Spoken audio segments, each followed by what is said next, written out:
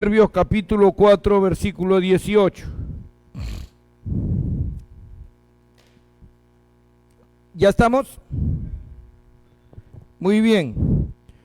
Como les estoy diciendo, vamos a compartir hoy día el mensaje crecimiento diario del justo. Y estoy usando ya un término que nos debemos comenzar a ajustar a este término. Porque mayormente nosotros decimos crecimiento diario del cristiano. Pero quiero que nos comencemos a ajustar a los conceptos bíblicos del justo. Hoy día les voy a explicar qué cosa es un justo. Texto, Proverbios capítulo 4, versículo 18. ¿Estamos ahí, queridos hermanos?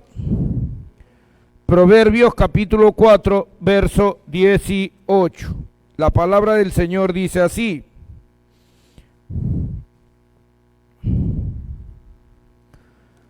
Ya, muy bien. La palabra del Señor dice así.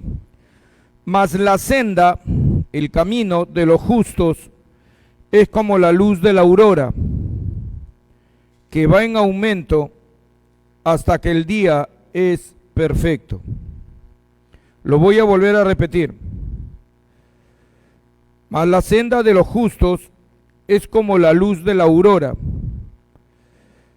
que va en aumento hasta que el día es perfecto. Vamos a tratar de entender este texto lo mejor posible, ¿les parece?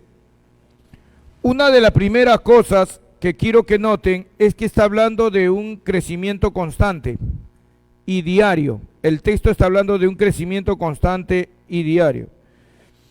Uno de los primeros puntos que quiero tocar con ustedes se refiere este texto al justo, más la senda de los justos. Entonces, acá tenemos que tener una claridad. ¿Quién es justo en las Escrituras? ¿Ya? Así que vamos a comenzar respondiendo la primera pregunta. ¿Quién es justo según las Escrituras?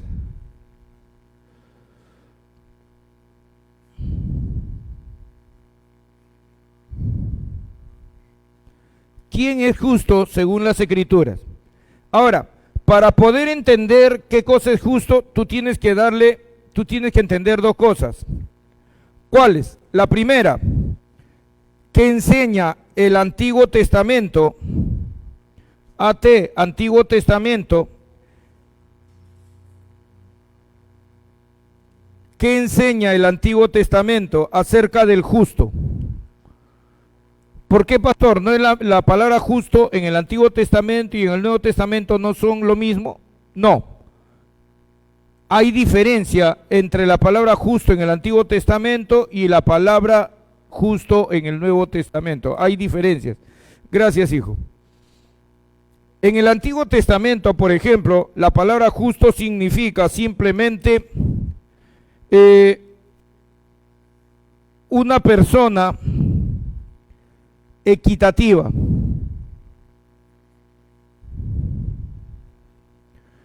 ¿Y eso de equitativo qué significa? Equitativo es una persona que reparte, sí, en partes iguales o a cada uno, ¿verdad?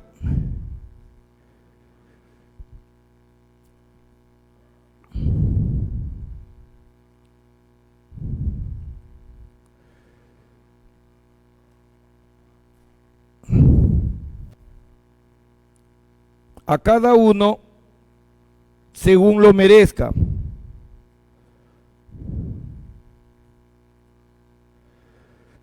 Escuchen bien, por favor.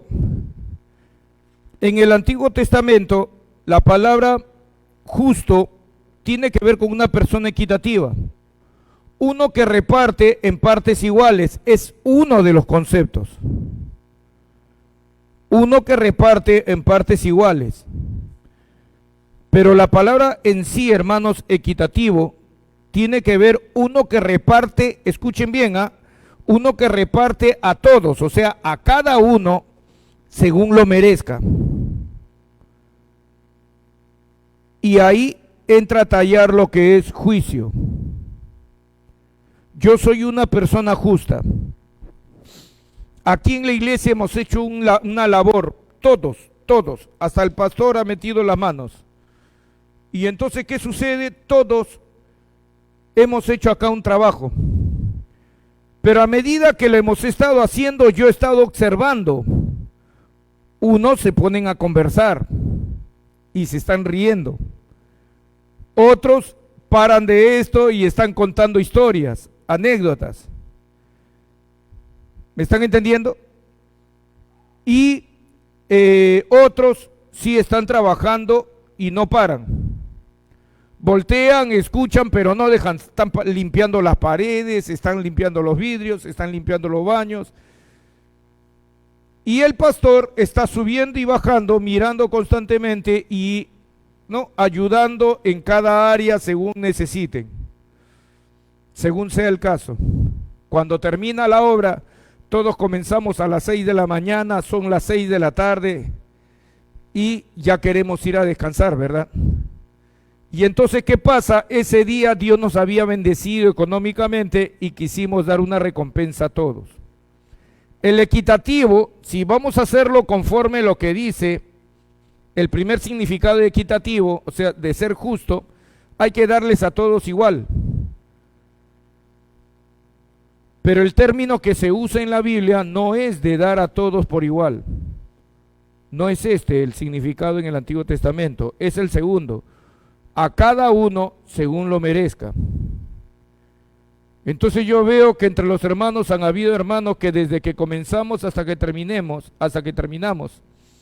han trabajado más. ¿Y qué pasa? Se les llama por nombres y comienzan a recibir de esa ofrenda que se iba a dar a todos. Sí, debió haber sido para todos igual, pero no todos trabajaron igual.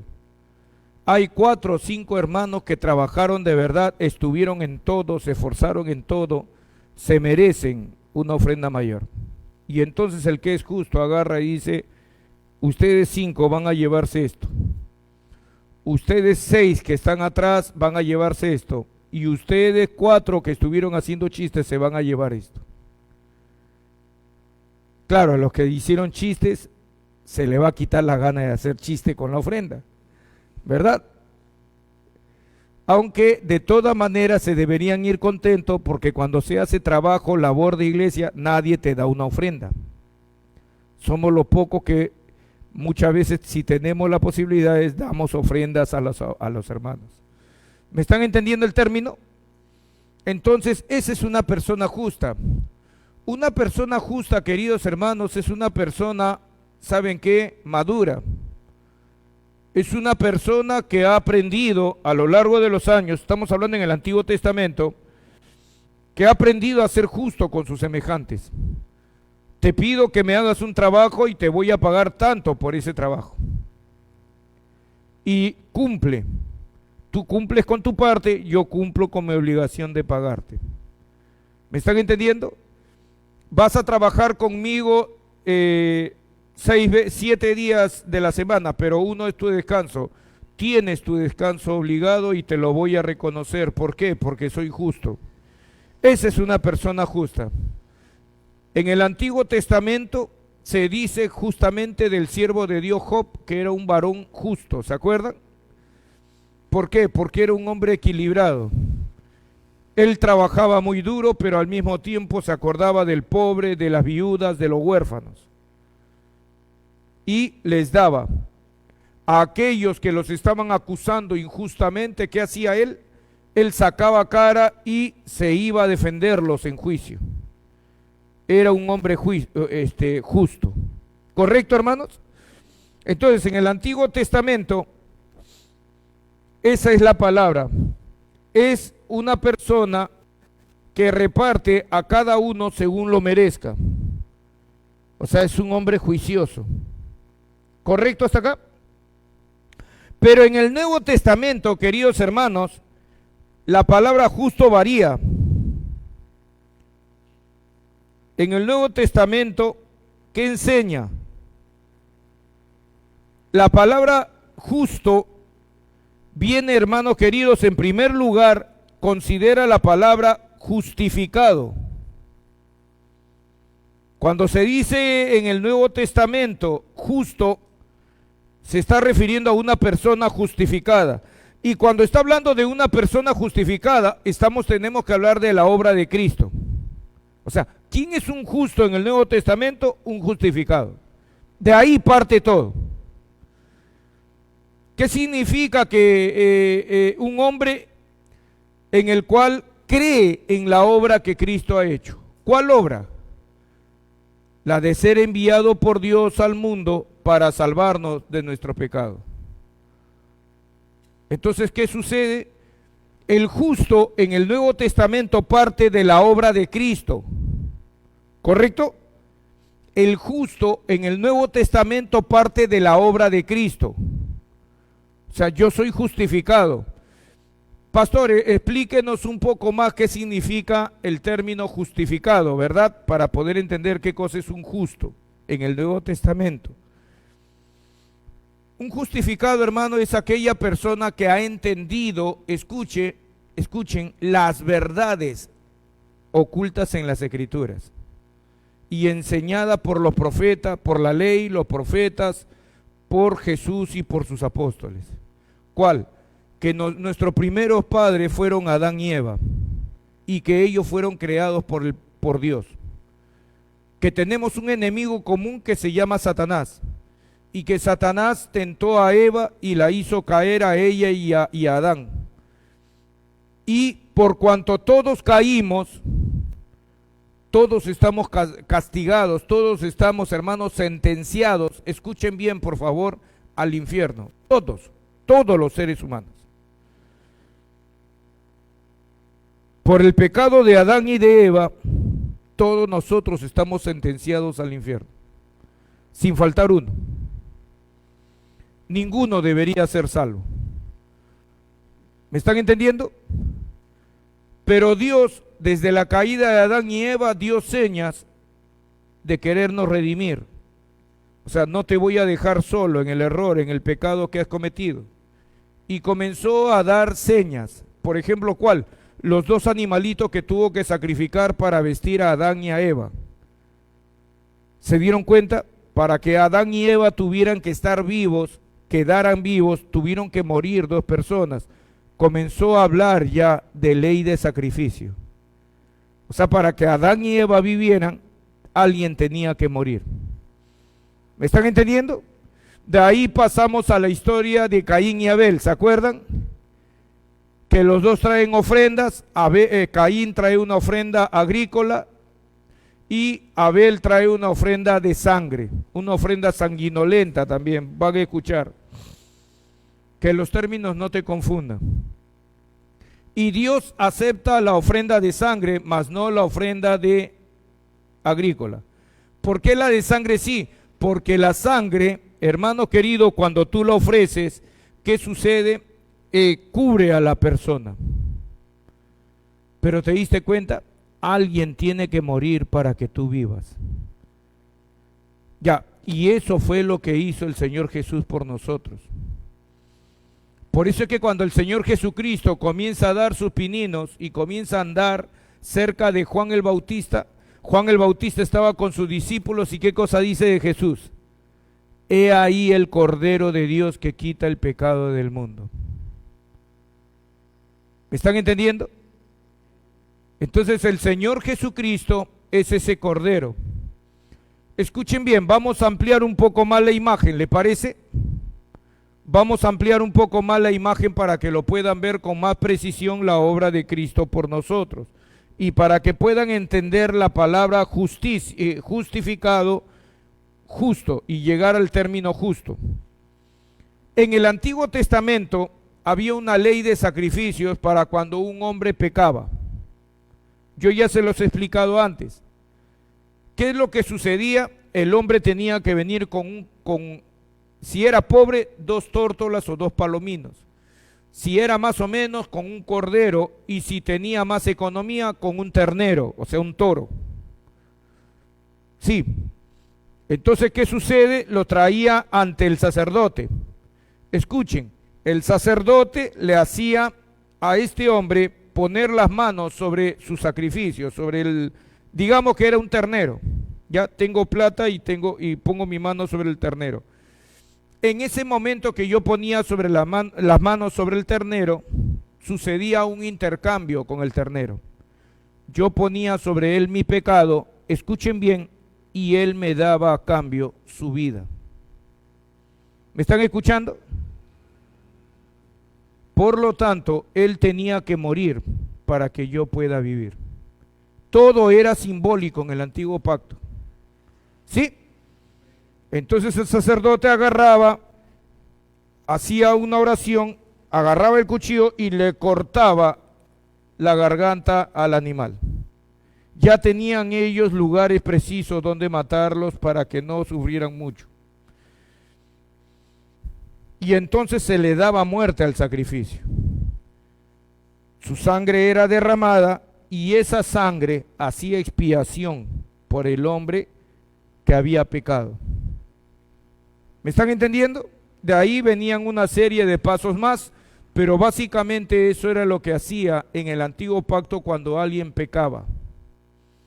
Ya, en el nuevo pacto, eso fue lo que hizo el Señor Jesucristo por todos nosotros. Por todos, sin excepción.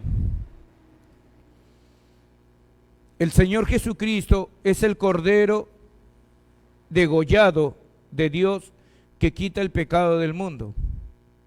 Y sucedió exactamente lo mismo. Quiero que presten mucha atención porque acá les voy a enseñar algo que no les he enseñado mucho antes. ¿Cuál es? Que en el momento que ustedes también recibieron el mensaje de la palabra de Dios y creyeron, pusieron sus ojos en Jesús, escuchen por favor, ¿qué es lo que sucede? En ese momento también ocurrió el mismo intercambio. Tú viniste a darle tu pecado a nuestro Señor Jesús. Y acá, por ejemplo, tengo que aclararles un punto. Pastor, ¿qué pecados tengo que confesar cuando recibo a Cristo? Escuchen bien. El pecado que nosotros hemos tenido que arreglar cuando vinimos por primera vez a Dios y que el pastor te tuvo que haber guiado, ¿saben cuál es, queridos hermanos? El de haber vivido una vida sin Dios. Ese es el pecado que tuviste que haber confesado. ¿Saben por qué? Porque esa es la raíz de todos los pecados que tú cometiste. Caíste en fornicación, idolatría, mentira, adulterio y un montón de pecados. Pero ¿cuál fue? ¿Por qué viviste así tan pervertidamente? Porque Dios era un concepto abstracto, era un concepto lejano de ti. Y entonces, ¿qué sucede? Viviste a tus anchas. Incluso cuando ibas a robar o ibas a hacer alguna maldad, te encomendabas a Dios. Dios mío, ayúdame que pueda salir todo bien. Así éramos nosotros cuando estábamos en el mundo. Pero todo fue ese día que viniste a la iglesia y te predicaron y te mostraron las señales de que Dios sí existe. Y te comenzaste a asustar. Porque tú comienzas a pensar y a decir, si Dios existe y todo lo que he hecho,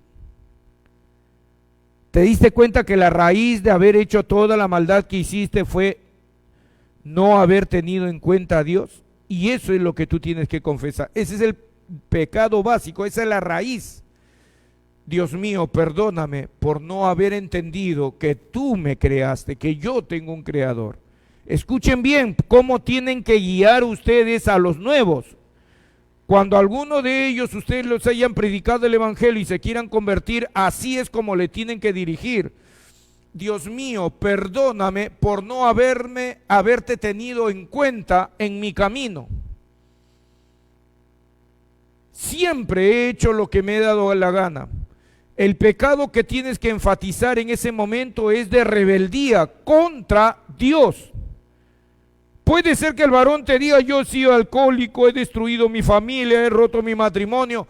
El primer pecado, la raíz de todos que tú tienes que arreglar con Dios es Señor, yo pequé contra ti porque no te tuve en cuenta en mi vida.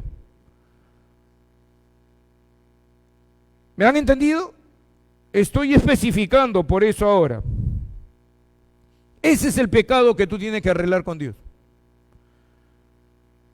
Y Padre Celestial, te pido que me perdones, porque debido a que no te tomé en cuenta, Señor, he vivido una vida corrompida.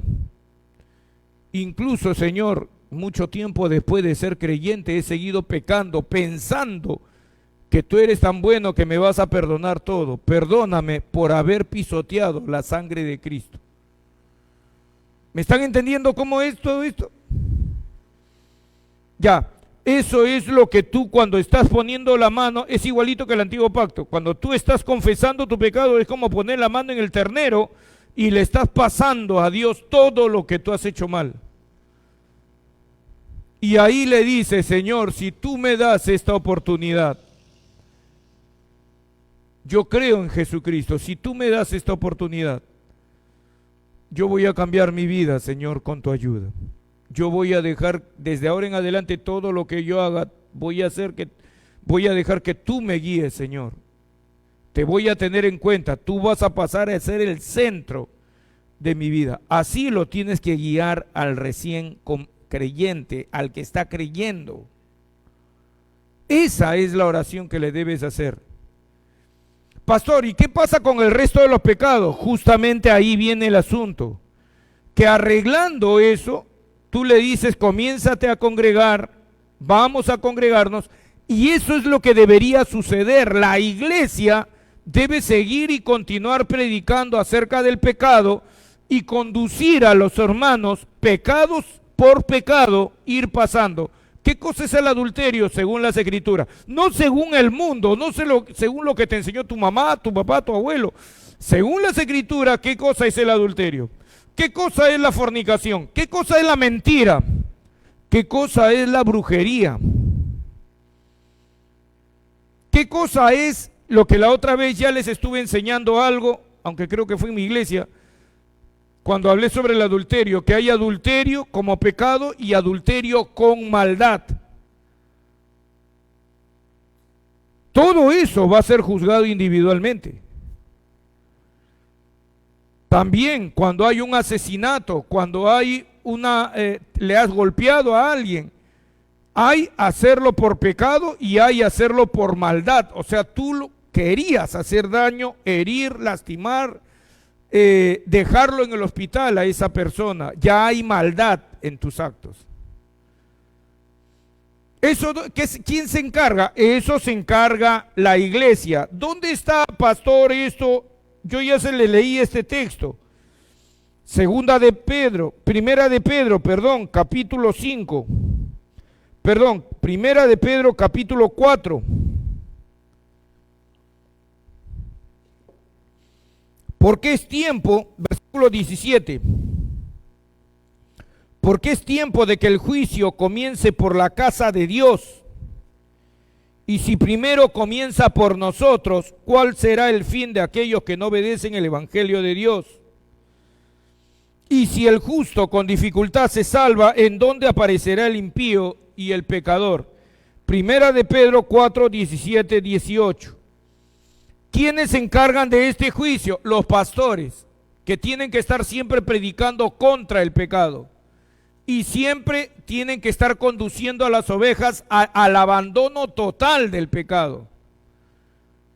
¿Me han entendido hasta acá? Entonces, ¿qué sucede, queridos hermanos, cuando tú vienes a Cristo y le pides perdón? Hay un intercambio. Tú le entregas a Él tu pecado. ¿Qué cosa te entrega Jesús a ti? Número 1, su sangre. ¿Dónde está eso, pastor? Hebreos. Libro de Hebreos, capítulo 9, versículo 14. Se los leo. Cuanto más la sangre de Cristo, el cual mediante el Espíritu eterno se ofreció a sí mismo sin mancha a Dios, limpiará vuestras conciencias de obras muertas para que sirváis al Dios vivo. Cuanto más cuanto más la sangre de Cristo, cuanto más la sangre de Cristo, recuerden esa frase, cuanto más la sangre de Cristo, el cual mediante el Espíritu eterno se ofreció a sí mismo sin mancha a Dios, limpiará vuestras conciencias de obra muerta para que sirváis al Dios vivo. Y cuando dice para que sirváis al Dios vivo, se refiere para que tú puedas rendirle culto a Dios. Hebreos 9:14. ¿Me están entendiendo? La sangre de Cristo hoy en día, hermano, no se echa sobre los dos postes ni la puerta, los dos postes y el dintel de la puerta de tu casa o de la iglesia. Ya no se echa. La iglesia va a ser santa si el pastor es santo. Si el pastor tiene su conciencia limpia, la iglesia va a ser limpia. Si el pastor está viviendo en santidad, la iglesia está viviendo en santidad. ¿Me están entendiendo? Si el pastor está viviendo en pecado, la iglesia va a vivir en pecado. Así es como funcionan las cosas. ¿Me están entendiendo? El pastor es el instrumento que Dios utiliza ¿para qué? Para traer juicio a las ovejas que están viniendo a la casa de Dios. Y ustedes comienzan a purificar sus vidas, a purificar sus vidas. De eso está hablando Proverbios 4:18. El camino del justo es como la luz de la aurora, que va en aumento hasta que el día es perfecto. Si ustedes han entendido el texto, ¿qué está diciendo ese texto? Todos comenzamos en tinieblas, todos comenzamos en pecado, pero el camino del justo, tú comienzas a darte cuenta, tú desde el día, querido hermano, que te conviertes a Cristo, te comienzas a dar cuenta de una realidad. Señor, si tú existes, mira cuántas maldades he hecho. Y ahí comienza el camino del justo. Y dice, Señor, yo he estado pecando contra ti, ya no voy a seguir pecando contra ti. Alguien tuvo que morir por mí para que yo esté vivo. ¿Hasta acá está claro?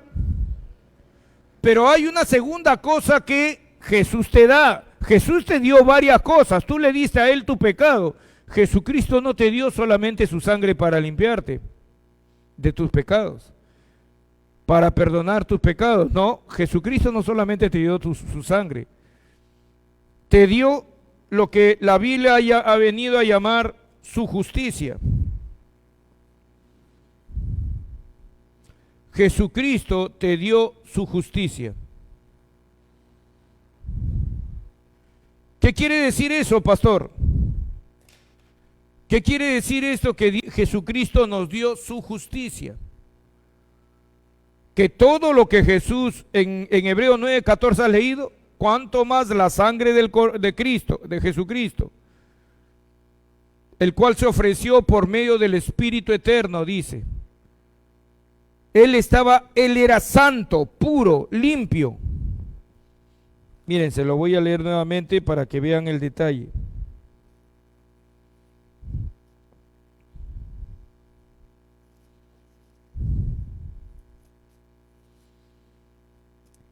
Cuanto más la sangre de Jesucristo, el cual mediante el Espíritu eterno se ofreció a sí mismo sin mancha a Dios. O sea, Jesucristo nunca pecó. 9:14 de Hebreos, ya se los había dado. Jesucristo nunca pecó. ¿Y qué pasa? Esa justicia que Él tiene, no solamente, hermano, te da su sangre para que tu pecado sea perdonado, no solamente te da su vida para que tú tengas vida eterna. Por eso es que Jesucristo cuando predicaba, ¿se acuerdan lo que decía? El que cree en mí tiene vida eterna. Ya, no solamente te dio vida eterna en el momento de tu conversión, pero te dio algo más, su justicia. Por eso es que las Escrituras dice claramente que los que hemos venido a Cristo estamos revestidos de Jesucristo. ¿Me están entendiendo? ¿Qué cosa significa eso, pastor? Que hermanos, escuchen, cuando tú te presentas ante Dios, en oración y tú le quieres decir, Señor, soy un gusano, Señor, soy un pecador inmundo, no sabes lo que estás diciendo. Ese tipo de oración ya no debe salir de tus labios. Pastor, ¿y por qué oramos así? ¿Sabes por qué oras así? Porque tú te estás mirando a ti todavía. ¿Y a quién eras? Tú ya no tienes que mirarte a ti, tú tienes que poner tus ojos en Cristo, que te ha dado su justicia. Cada vez que tú te presentas en oración ante Dios, ¿saben qué? Tú dices, Padre, en el nombre de Jesús me dirijo a ti. Y el Padre te recibe como a su propio Hijo Jesucristo, porque te ve vestido de Cristo. Te ve santo, perfecto, sin mancha. Sí, gloria a Dios, hermanos. Sin mancha, irreprensible. Tú cuando vas ante la presencia de Dios, tú vas, ay, pero acá hice esto, hice el otro, reaccioné así, hice esto mal, no me sujeté a mi esposo, y vas con esas dudas y esas luchas. Tuve una discusión con mi esposa y te sientes que tus oraciones son estorbadas. Yo no me siento así cuando voy a la presencia de Dios. Ya no. Ya crecí. Cuando voy a la presencia de Dios, yo estoy vestido de Cristo. Dios me recibe como si fuese su propio Hijo. Soy santo, perfecto ante Dios. ¿Me están entendiendo? Esa es la justicia de Cristo. Amén, ¿me están entendiendo hasta acá? Y esa justicia se va a manifestar siempre cuando yo voy a orar. Escuchen, ante el Padre, Él me ve santo y justo. Pero ahí hay un proceso más, se llama proceso de santificación. ¿Cuál es? Que esa justicia que está ante la presencia del Padre, en el cual soy santo, irreprensible y perfecto ante Dios, se tiene que manifestar también aquí en la tierra. Y vuelvo a repetirles, ahí es donde entra a tallar la iglesia y los 5 ministerios: apóstoles, profetas, evangelistas, pastores y maestros, que te comienzan a educar sobre la palabra de Dios. Entonces te comienzan a decir, no existen mentiras blancas ni negras. Ah, yo pensé que sí, perdóname, Señor, y te comienzas a santificar. No lo vuelvo a hacer jamás, ni mentiras blancas ni negras. Y comienzan a predicar sobre la brujería. Dentro de poco vamos a comenzar otra vez una serie de mensajes sobre la brujería. Y también agarras y comienzan, pero yo llamaba a la bruja del barrio, es una bruja blanca, le llaman, hace brujería blanca y nos ayuda cuando los bebés están llorando mucho, cuando le han hecho brujería a mi esposo, le pasan cuy y un montón de cosas. Y el pastor comienza a predicarte y te comienza a decir, no, eso no es de Dios, tú tienes un Dios a quien acudir. Y entonces, ¿qué pasa? Te arrepientes, rompes esa unión con estos pecados. ¿Y qué cosa estás haciendo ahí? Te estás santificando. Escuchen, la justicia de Cristo que recibiste en el momento de tu conversión, porque todo lo recibiste allí, se comienza a manifestar en lo físico. ¿Me están entendiendo?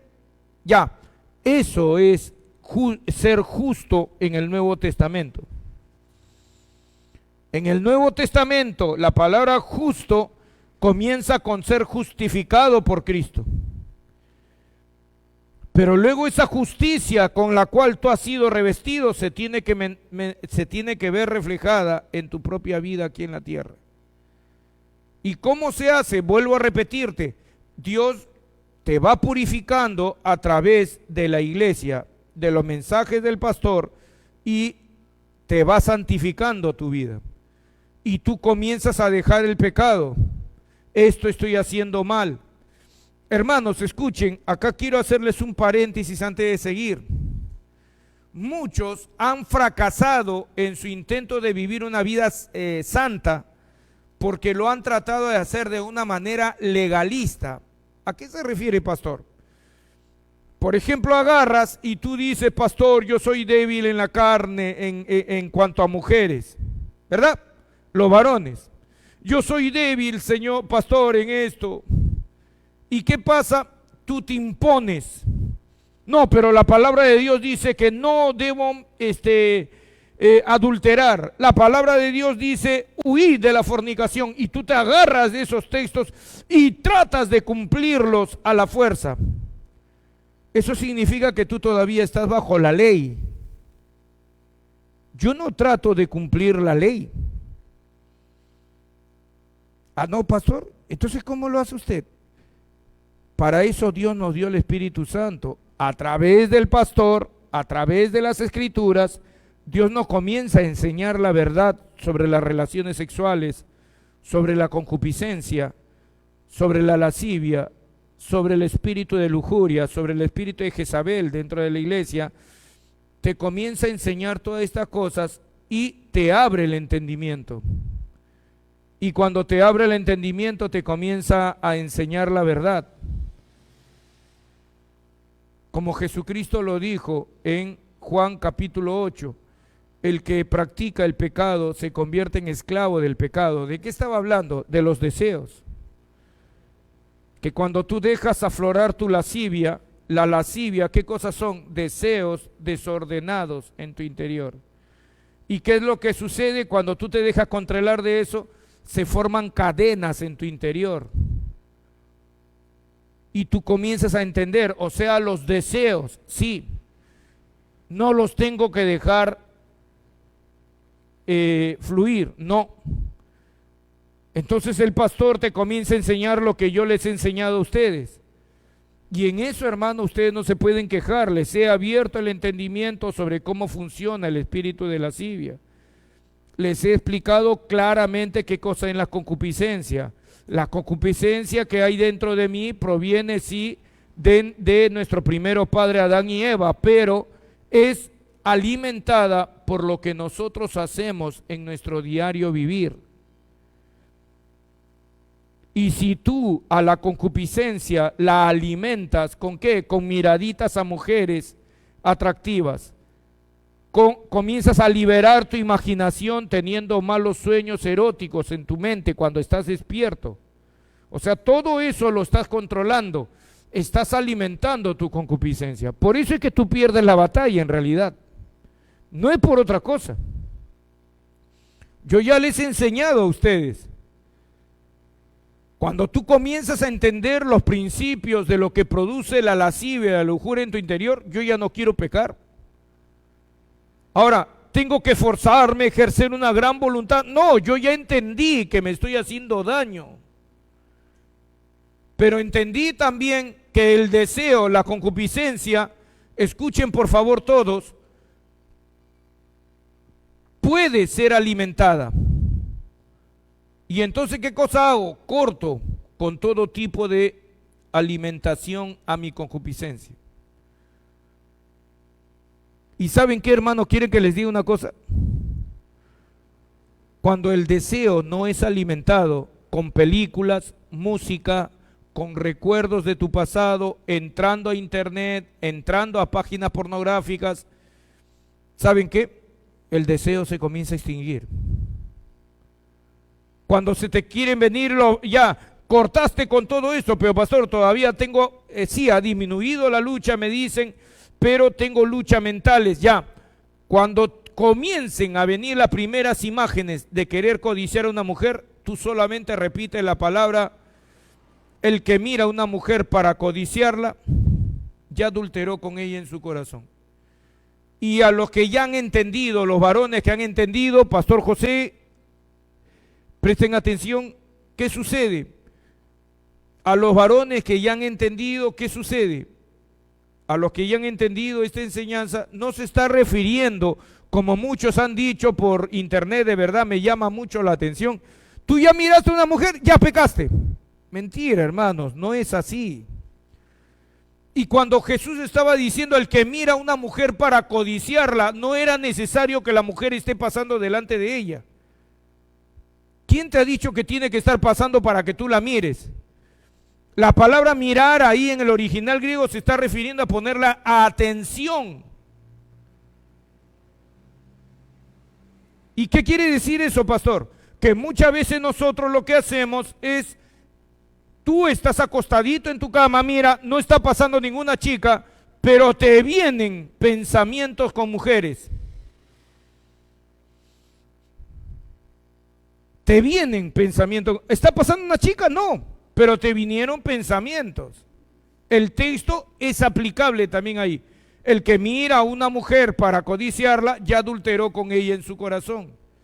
Y en mi mente me está viniendo esta mujer, y entonces con malos deseos está viniendo la lascivia, la lujuria. Y entonces, ¿qué cosa hago yo? Corto de inmediato de raíz. Hagan eso todos los varones que tienen problemas de lascivia y lujuria, y no vas a ser molestado jamás. Ahora, claro, jamás me refiero en el sentido de que nunca más te van a poder vencer en estas áreas. ¿Por qué? Porque tú vas a cortar siempre. A eso se está refiriendo Proverbios capítulo 4, versículo 18. Comenzamos nuestra vida en tinieblas, pero cada vez tú vas tomando más dominio sobre tu mente, aprendiendo verdades espirituales, aprendiendo leyes eternas de Dios, y la vas entendiendo. Tú ahora eres hijo, no eres un siervo, un esclavo, que tú recibes el mandamiento, no adulteres, ya, no adultero. No, ahora tú eres un hijo de Dios. Dios te explica las raíces verdaderas del adulterio. Eso fue lo que vino a hacer Jesús con nosotros. Jesús no vino a abrogar la ley de Moisés, el Señor Jesús vino a completarla. Nos vino a decir, ¿por qué se produce el adulterio? ¿Sabes por qué se produce el adulterio? Porque tú lo alimentas al adulterio. Lo alimentas con películas, internet, Facebook, conversaciones obscenas. ¿Por qué? Porque cuando te encuentras con un amigo mañoso que te comienza a decir, mira lo que hice con mi flaca el día de ayer, y te comienza a contar toda esa cosa, ¿qué cosa pasa en tu mente? Tú estás tranquilito. No, lo que te van hablando va apareciendo en tu mente, ¿sí o no? Claro, tú tienes por eso que cortar con ese tipo de amistades. ¿Me están entendiendo? Todo eso, ¿dónde lo vas aprendiendo? Dentro de la iglesia. El pastor te va enseñando las escrituras. Y tú comienzas, ya es así, y de repente pones a la lascivia, la lujuria, la concupiscencia debajo de tus pies. Y tienes victoria. Y tú teniendo victoria, entonces te levantas y dices, ahora sí soy capaz de dirigir a jóvenes. Ahora sí soy capaz de predicar la palabra del Señor. ¿Por qué? Porque yo vencí a mis gigantes en mi camino. ¿Me están entendiendo? Ya, ese es el hombre justo.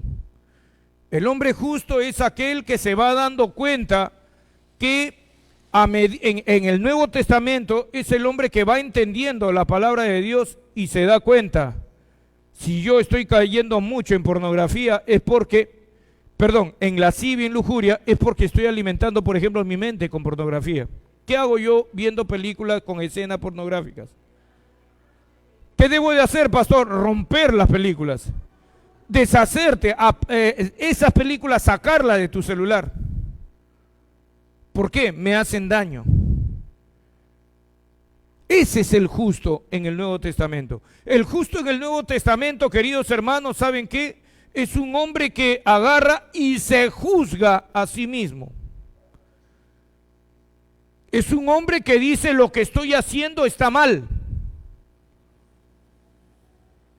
No lo voy a seguir haciendo. Y si este hombre justo es pastor o es líder dentro de la iglesia, este hombre agarra y dice, ¿cómo voy a enseñarle a mis hermanos si yo estoy andando mal delante del Señor? Pero no agarran, escuchen bien, porque acá también hay un problema que se presenta. Muchos pastores y líderes dicen, no, yo no puedo dirigir así porque es un engaño lo que estoy haciendo. ¿Cómo voy a dirigir? Me voy de la iglesia. Estás pecando también, ¿Por qué? Porque fue Dios quien te colocó en ese lugar y no te puedes ir. ¿Qué cosa estás haciendo? Escogiendo el camino más fácil. Y escúchenme bien por internet, porque hay siervos que en este momento están escuchando que creen absolutamente en eso. No, mejor me voy porque yo estoy haciendo la cosa mal. ¿Qué ejemplo estoy dando a la iglesia? Y estás tomando el camino fácil. No te recomiendo tomar el camino fácil. ¿Por qué? Porque si tú eres flojo en el día de trabajo, ¿qué dice la ley espiritual? Está en Proverbios, tu fuerza va a ser reducida. O sea que si estando acá tienes esas luchas y no venciste, me retiro de la iglesia porque no quiero ofender a Dios. Mira qué espiritual, ¿no? No quiero ofender a Dios. Cuando te vayas al mundo, hermano, tu vida se va a volver un desastre, porque si este espíritu peores vienen y te destrozan. Un hijo de Dios que ya puso las manos en el arado jamás, bajo ninguna razón, debe retroceder. Pastor, ¿y qué hago? Vencer o vencer, no tienes otra alternativa. ¿Y qué me recomienda, pastor? Presta atención a lo que te estoy enseñando. Presta atención sobre todo cuando te estoy enseñando leyes de la mente, las leyes de la imaginación. Ya te enseñé todo eso. Te he enseñado la ley de los deseos, la ley de la mente. Te he enseñado varios capítulos, hemos tenido acá hablando sobre estos temas. Y también en mi iglesia. Para que puedas tener victoria. ¿Me están entendiendo? Es decir, el justo en el Nuevo Testamento no es como el justo en el Antiguo Testamento. En el Antiguo Testamento el justo era puro dominio propio, no que yo no adultero, pero muchas veces sí desarrollaban malos pensamientos en su mente. Ese era en el Antiguo Testamento, pero no caían en adulterio. Pero, escuchen, por estar cayendo mucho en eso de malos pensamientos, creaban otro tipo de pecado. Así somos nosotros somos hábiles para generar pecado. Está en el libro de Malaquías. ¿Qué cosa hacíamos? Yo ya tengo 40, 50 años de edad, me casé con mi esposa cuando ella tenía 20, yo 23, ahora tengo, o 25 yo tenía, ella 20, ahora yo ya tengo 45 años, miren, ha pasado 20 años, y mi esposa, claro, ¿no? Ya le ha pasado igual que a mí, ¿verdad? Hemos engordado un poquito, ¿verdad? Y ya no somos, pues no, como al principio. ¿Qué cosa hace el hombre? Adulteraba. No, el hombre en ese tiempo, en el tiempo de las escrituras, muy astuto. ¿Qué hacía? Le daba carta de divorcio. Miren lo que hacía el inteligente. No pecaba directamente. Le daba carta de divorcio, se iba, esperaba el tiempo prudencial, luego iba una mujer, se casaba con ella, eso está en el libro de Malaquías capítulo 2, y se casaba con ella, todo lo hacía legal. Y cualquiera diría, pastor, pero se divorció, pero no había una causa real. Ahí está el problema. Y Dios le da un mensaje a través de Malaquías a estos hombres, entre ellos sacerdotes que estaban haciendo esto. Y eso se está repitiendo hoy en día, por si acaso. Solamente que hoy día lo hemos espiritualizado al máximo. ¿Qué cosa? Dios me ha dicho, Dios me ha enviado un profeta, una profeta, que mi mujer no es mi mujer, sino fulana de tal. Pastor, disculpe, ¿y quién te dio el mensaje? La profeta. O sea, la profeta misma que está diciendo que se tiene que casar con ella es la que está dando el mensaje. Qué conveniente, ¿verdad? Y muchos varones, ¿por qué caen en esa trampa? Porque, perdónenme la expresión, siguen siendo mañosos, lascivios, lujuriosos. Les conviene ese tipo de profecía, entonces me separo, me voy. Dios me ha dicho. Los cuadros más complicados son los que están sucediendo ahorita por internet, ¿verdad? que pasa un tiempo, un año y medio, Dios me ha dicho que me separe porque cometí un error. Pero si el primero fue que Dios le dijo que se case con esa persona, ahora un año y medio después he cometido un error. Y Dios dice que regrese con mi anterior esposo y que vuelva otra vez a comenzar. O sea que Dios se equivocó al dar la primera orden, o Dios se equivoca en la segunda orden. O todo el tiempo fuiste tú, tu propio Dios, dando órdenes. ¿Me están entendiendo lo que les digo? Nosotros hemos mejorado, hemos perfeccionado los sistemas de caída. Pero ¿sabes qué? A Dios tú no lo puedes engañar. Por favor, sígame rapidito, porque creo que el tiempo se está acabando. Bueno, si nos pasamos unos minutos, no importa. No hay de inmediato. Primera de Juan, capítulo 2, versículo 1.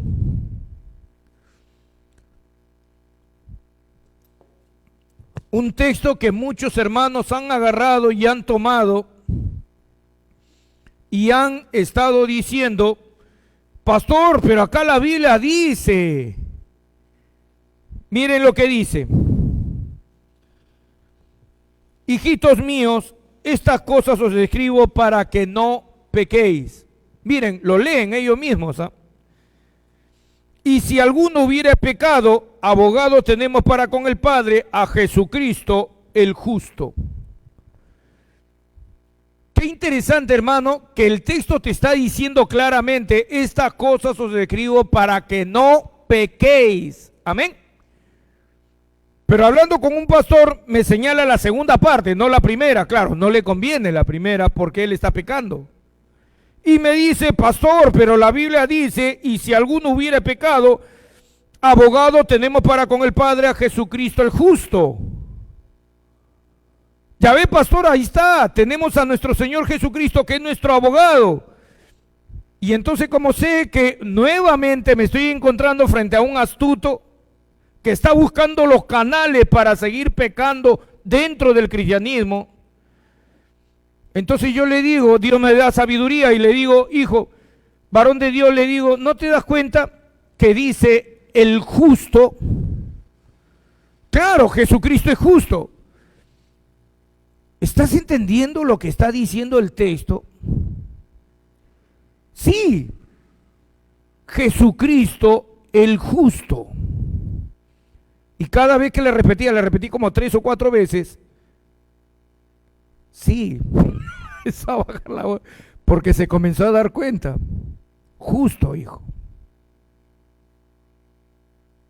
Si tú caíste porque una hermana tenía problemas con tu esposa y una hermana siempre te decía: venga a tomar cafecito, y tú te ibas a tomar el cafecito,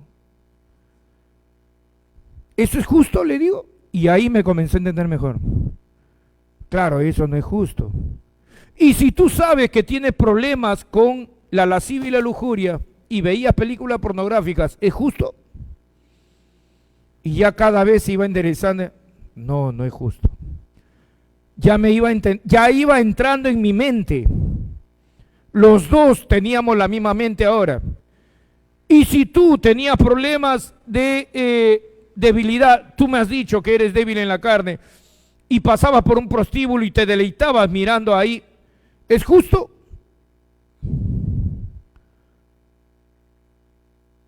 Ya, pues ya casi no respondía. Ni creo que respiraba. Ahora yo te digo, ¿quieres agarrar ese texto para decirme, para excusar tu pecado?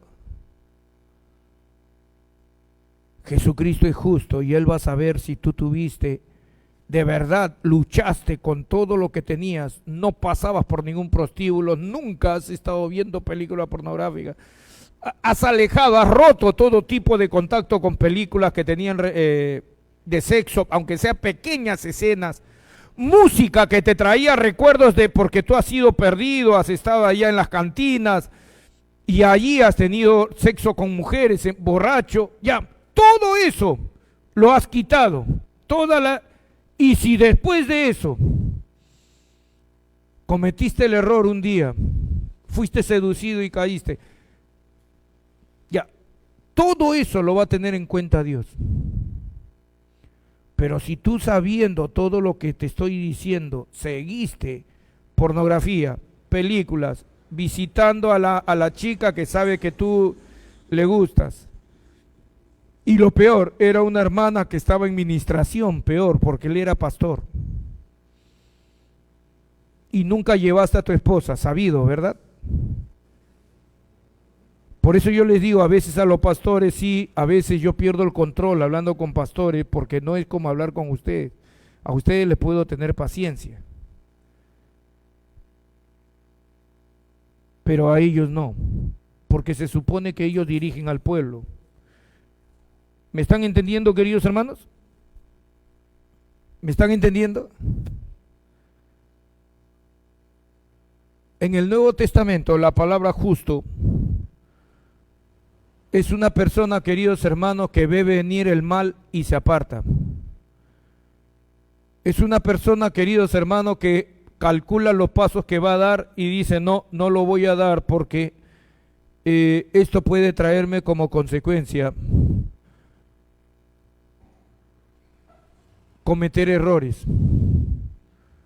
Los casados que son justos, las esposas que son justas, ya han debido aprender, escuchen por favor, estamos hablando de los casados y las casadas que son justos, no cristianos, justos, esa es la palabra correcta, que son justos, ya deben tener claro qué palabras son las que a mi esposo no le gusta y no las digo. Y el esposo ya debe comprender cuáles son los mecanismos de autodefensa de la mujer y no provocar que se desaten. Ya debía haber aprendido. Qué pena me da, vuelvo a repetirle, nosotros los seres humanos somos muy astutos y tratamos de buscar salidas. Pero pastor, él se enoja, ella se enoja de todo, porque yo hago esto. ¿Y cuántas veces lo has hecho? Algunas veces, le pregunto al esposo, ¿cuántas veces lo ha hecho desde que nos casamos? Y hago una segunda pregunta, ¿y cuánto tiempo tienen de casado? 25 años. ¿Tiene razón el hombre de molestarse o no? Y también eso es viceversa. Desde el principio, desde enamorados, el hombre sabía que la mujer era así. Y siempre sigues tocando los mismos puntos vulnerables y sigue respondiendo mal. ¿Me están entendiendo? O sea, que esto es por ambos lados. El texto bíblico que estamos viendo, Proverbios 4:18, el camino del justo es como la luz de la aurora que va en aumento. Hermano querido, ¿sabes qué? ¿De qué está hablando? Está hablando de un proceso diario de aprendizaje. ¿Quieren que les diga una cosa maravillosa, hermanos? Por eso Dios, en un acto de suprema soberanía, nos dio horarios de 24 horas. Y todo vuelve a comenzar de nuevo. ¿Qué tal sabiduría de Dios? Si ustedes se ponen a pensar, hermano, pónganse a pensar un poco. El camino del justo es como la luz de la aurora, escuchen, que va en aumento hasta que el día es perfecto. Muchos han interpretado muy mal que el día perfecto es allá en el cielo. Mentira. ¿Acaso eso es lo que sucede? En la aurora llega hasta que el día es perfecto, o sea, se acabó el mundo. No. Todos los días la luz de la aurora sale en tinieblas y va creciendo hasta que llega a su máximo esplendor. Sí, todos los días, todos los días. Así que no está hablando, hermano, hasta que el día es perfecto y está hablando allá en el cielo. No, es mentira esa interpretación. ¿Sabes de qué está hablando? Que tienes que aprender, escuchen bien, tienes que hacer dos listas de defectos y debilidades que tienes. Y tienes que ver qué cosa fortalece tus fortalezas, tus virtudes, y qué cosas te debilitan, y debes comenzar a fomentar las unas y bloquear las otras. Porque yo como pastor no te voy a engañar, nunca los he engañado. Los defectos jamás se te van a quitar. Ya lo deben de saber, ya se los dije claramente. No, pastor, pero ahora estamos en Cristo y en Cristo nueva criatura somos, ya no tenemos defectos. Mentira. Los defectos siempre van a estar ahí. ¿O por qué creen que le pusieron el aguijón a Pablo? Porque todo era virtud en él. ¿Por qué le pusieron un aguijón en la carne? De ahí nomás saca la respuesta de las propias escrituras. Pastor, ¿y qué debemos hacer entonces? Todos los días Dios te da 24 horas y todo vuelve a comenzar. Aprende los mecanismos que te hacen fuerte, escúchenme, y aprende los mecanismos que te hacen débil. Y sé justo.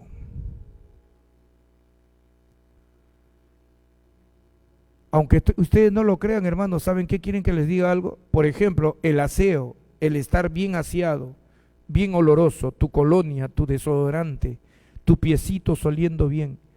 Aunque tú no creas, hermano, si te aseas, ustedes se habrán dado cuenta que estás de mejor humor. ¿Alguien se ha dado cuenta de ese detalle? Y los que no se asean se sienten fastidiados. Steven, ven a comer. Ya, mamá. No, pero así no es con ustedes, ¿verdad? No, voy a utilizar otros ejemplos. ¿Me están entendiendo? ¿Por qué? ¿Por qué sucede eso? Porque todavía no has entendido que hay cosas que tú tienes que mantener cada día para que te mantengas equilibrado.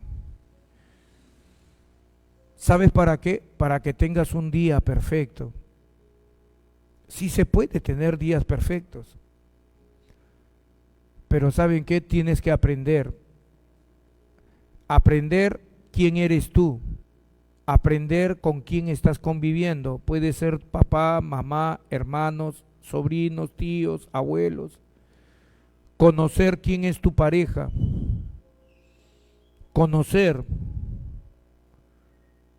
costumbres de vida. Yo ya sé cómo va a reaccionar. Por algo estás viviendo con ellos años y qué pena, siguen cometiendo los mismos errores. Yo les conté, y con esa historia termino ya, la historia de esos esta pareja, hombre y mujer, desde jóvenes se casaron, tuvieron hijos, sus hijos crecieron, se fueron, viejitos los dos, y la esposa desde que se casaron siempre fue el mismo problema. Ay, que cuida tus lentes, que los lentes no nos lo regalan, que los lentes, y que el varón lo dejaba a veces al borde de la mesa, y cuando eran jóvenes, ¿no? Trataba de agarrar, pum, se caía, y a veces se destrozaba. Tuvo en su vida como 5 lentes y no se compraba cualquier lente. O sea, la mujer hasta cierto punto tenía razón. Y todos los días discutían por los benditos lentes. Fíjate en los lentes, que esto, que el otro. Todos los días le hacía la vida imposible al varón por los lentes. Tú no puedes estar rompiendo cada rato. Todos vivieron más de 40 años juntos. Y todos los días era el mismo cantar.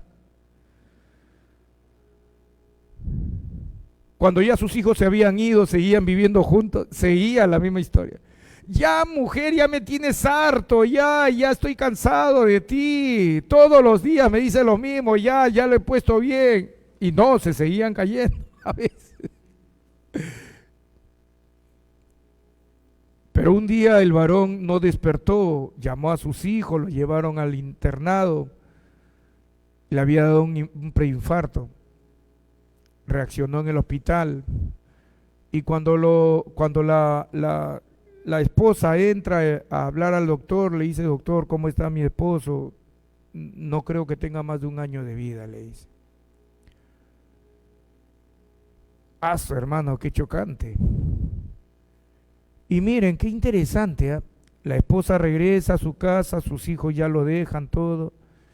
Y otra vez, al día siguiente, y iba a decirle, otra vez de los lentes. Y se acuerda, ¿ya para qué? Dice. Miren, ¿por qué tuvo que esperar tanto para cambiar en su vida? ¿No dicen que un anciano es bien difícil que cambie porque sus costumbres ya están acérrimas? ¿Por qué tuvo que esperar tanto para cambiar? ¿Saben qué, hermanos? No se guíen por lo que el mundo enseña, que los ancianos son difíciles de cambiar porque sus costumbres ya están acostumbrados a lo mismo y es bien difícil que cambien. Mentira. Tú puedes cambiar todo lo que tú quieras cuando tú quieras en el nombre de Jesucristo. Esta mujer lamentablemente tarde aprendió que podía cambiar, que podían crear sistemas para no pelear todos los días. Todos los días sus hijos la habían visto pelear y tuvo que enterarse que su esposo solamente tenía entre 6 a 1 año de vida, lo mucho con buena vida, y recién decide cambiar. Yo cuando leí esa historia al principio me reí porque me dio risa, pues no, 45 años tenían de casados, pero luego me hice la pregunta, ¿por qué esperó tanto para cambiar? Y es que somos así de tercos. ¿Sabe qué cosa te hace vencer la terquedad tuya? El ser justo, equilibrado. Es cierto, me estoy haciendo daño viendo esto, ¿qué hago viéndolo? Es cierto, estoy haciendo daño en mi trabajo, llego tarde y luego quiero obtener ganancias, prosperidad, bendición. Gasto más de lo que gano y luego, ¿por qué? Porque quiero aparentar ante lo demás que todo está, ya, cómprate esto, ya yo lo voy a comprar y tú eres el hombre, la mujer que tienes todo el dinero y después te gastaste hasta capital. Y todo por la apariencia. Por eso es que después no tenemos plata. El justo piensa antes de hacer las cosas. No, ya no voy a tratar de aparentar. Y si tengo que decir no. Hoy en día que se ha hecho muy popular, ¿no? El cumplemes de los bebés, ¿se acuerdan? Antes era el cumpleaños una vez al año, ahora cumplemes. Y ahora casi todo lo están haciendo. Ahorita, perdonen hermano que les diga, como un paréntesis, sería fenomenal poner una tienda de cosas para fiestas. Y si alguien quiere poner una fiesta, póngala, porque de verdad los cumplemes se están rompiendo. Todos los meses, el cumplemes de mi hijo, el cumplemes de mi hija. ¡Qué tremendo! Pero el asunto está, ¿tienes el dinero para hacer el cumplemes? No, sino que es lo que hay que hacer para poder aparentar ante la sociedad. Si tú supieras que cuando tengas problemas y no tengas para comer, la sociedad no va a venir a ponerte un plato de comida. Tienes que aprender a ser justo. Tienes que aprender qué cosas sí son dignas. Llegó el día de la madre, voy a honrar a mi madre, la voy a llevar a un buen restaurante. Ahí gasta. Es el día del pastor, también lo voy a llevar al pastor, le voy a dar un excelente regalo.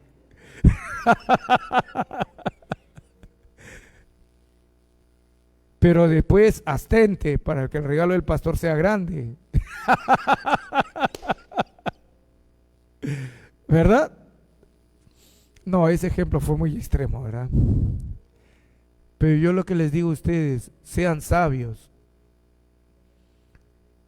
El camino del justo es como la luz de la aurora que va en aumento hasta que el día es perfecto. No está hablando de eternidad, está hablando acá en la tierra. Y todos los días repite la misma historia. una vez que ya encontraste la llave, cómo vivir una vida gloriosa cada día, todos los días repite las mismas cosas. Cambia algunas, sí, algunas palabras, algunos lugares. ¿Qué te parece si hoy día no cocinamos, hoy día salimos? ¿Me entienden? Da algunos cambios, pero cumple todas las cosas que te hacen vivir al máximo. Y van a ver, hermanos queridos, que ustedes van a vivir una vida feliz. No importa si te volviste rico o no. No importa. Tú vas a ser feliz. ¿Saben por qué? Tomaste muy buenas decisiones de vida. Eres justo. ¿Me han entendido?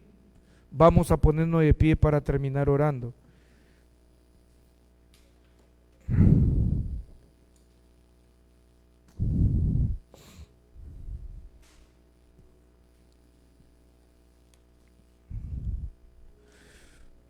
Qué pena que hoy en día muchas personas crean que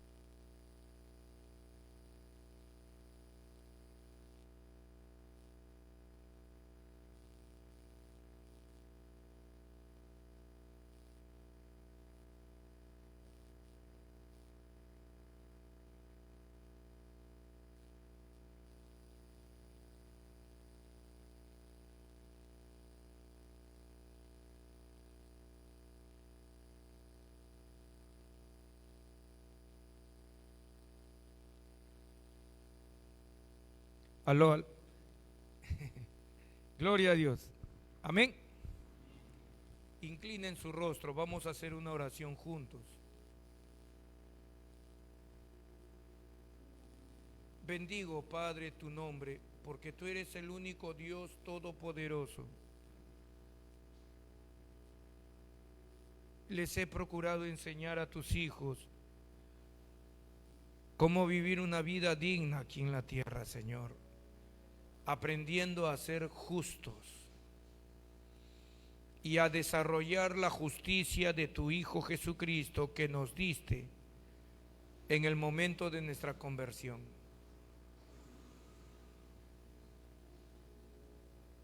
Padre Celestial, no nos habíamos dado cuenta que a veces la verdadera felicidad está en detalles. Perdónanos, Padre Celestial, por no tomarte en cuenta a ti en nuestra vida. Perdónanos, Padre Celestial, por no tomar en nuestra vida en cuenta a tu palabra.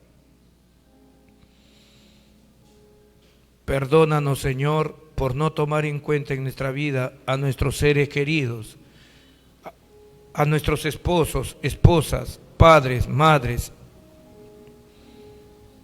hijos, nietos. Perdónanos, Padre, por no hacerles ver que son importantes para nosotros.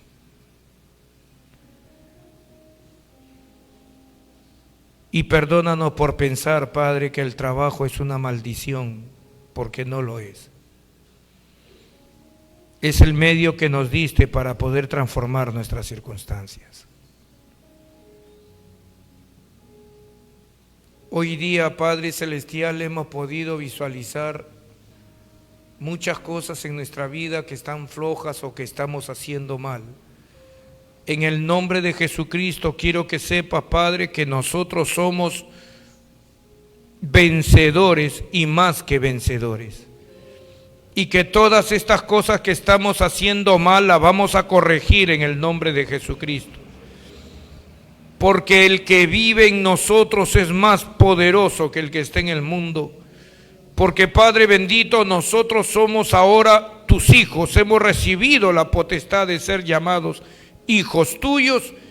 Y Padre Celestial, ten por seguro que voy a seguir siendo transformado a la imagen de tu Hijo Jesucristo.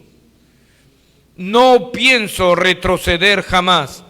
No pienso dejar mi cargo de pastor o de líder dentro de la iglesia, Padre Celestial, procurando ser muy espiritual, de que no quiero pecar contra ti. No, voy a vencer el pecado siendo líder. Padre Celestial, y vamos a vencer nuestras debilidades. Vamos a destruir, Padre Celestial, nuestras limitaciones. Vamos a corregir todos los errores que estamos cometiendo. Amén, hermanos. Amén. Vamos a vencer en medio de nuestras debilidades. Eso es lo que nos da el poder de seguir. Eso es lo que hace que la luz brille. Eso es lo que hace el día perfecto. Y si alguien no se ha dado cuenta, el día cuando es perfecto alumbra a todos. Y así dijo el Señor Jesús: así alumbre vuestra luz delante de los hombres. Porque si nosotros somos felices haciendo lo correcto, siendo justos, a mucha gente vamos a transformar en nuestro camino. Bendito y alabado sea tu nombre, Padre. He bendecido a esta congregación con la palabra.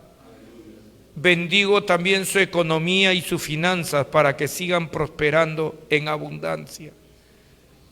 Porque así como ellos son fieles contigo, mi Señor bendito y amado, yo sé que tú eres fiel con ellos. Porque tú le das lo que ellos te dan. Y gracias, Padre Celestial, por la salud física. En el nombre de Jesucristo oro por mi hermana Rebeca, que la sigas tú restaurando plenamente, Señor bendito, de todas sus aflicciones de carne, hasta que tenga la total victoria, Padre, de tal manera que ella después pueda ponerse a orar por los enfermos y los enfermos sanarse. Oramos por nuestra hermana Edith, que no ha podido venir el día de hoy.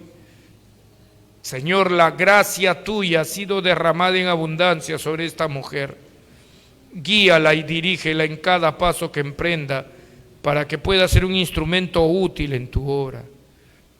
Bendigo a tu hermana, a tu sierva, Padre María Carrera, para que siga adelante y sea un pilar importante para la vida de mis hermanos.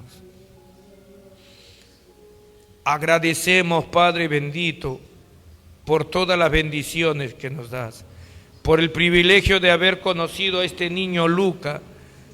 Señor, que tu obra perfecta se siga desarrollando en su vida y en la vida de sus hijos, de sus padres. Bendigo, Padre Celestial, a cada uno de mis hermanos que han venido esta noche. En el nombre de Jesucristo de Nazaret, Rey de reyes y Señor de señores. Vamos a levantar nuestras manitos al cielo y dar 3 glorias a Dios. A la gloria del Padre, del Hijo y del Espíritu Santo. Gloria a Dios, gloria a Dios, gloria a Dios.